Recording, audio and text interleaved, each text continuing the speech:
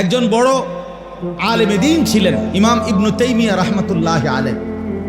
তো ওনার জীবনীর মধ্যে আমরা পড়ছি যে উনি ওনাদের অঞ্চলে কাফের মুশরিকরা মুসলমানদের পুরা এরিয়ার মধ্যে হামলা করছে, অসংখ্য মুসলমানকে হত্যা করছে। বাকি মুসলমানরা বসত বাড়ি ছেড়ে অন্য দেশে হিজরত করে চলে গেছে।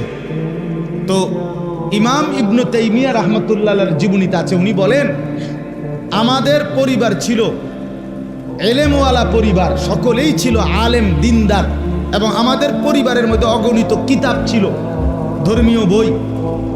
আমরা যখন সিদ্ধান্ত নিলাম আমরাও চলে যেতে হবে এলাকা ছেড়ে, তো উনি বলেন যে আমরা আমাদের পরিবারের ছোট বড় নারী পুরুষ আমরা সবাই মিলে শুধুই কেবল পরনের বস্ত্র ছাড়া অতিরিক্ত বোঝাই হিসাবে যা কিছু আমরা কাঁধে করে নিয়ে গেছি, শুধুই আমাদের কিতাবগুলো আমরা কাঁধে করে নিয়ে গেছি।